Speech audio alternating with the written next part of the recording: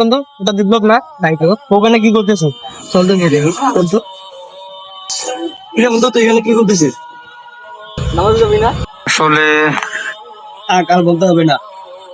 আর তো রাতে এগুলা কি নামাজ পড়ার প্রতি তুই এগুলা কি করতেছিস? এগুলা খারাপ কাজ, তুই জানিস না? চল নামাজে যাই, চল।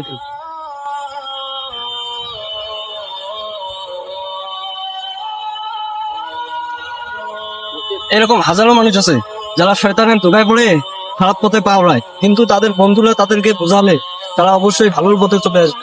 ভিডিওগুলো যদি ভালো লাগে থাকে চ্যানেলটাকে সাবস্ক্রাইব করে লাইক কমেন্ট শেয়ার করে পাশে থাকবেন। ধন্যবাদ।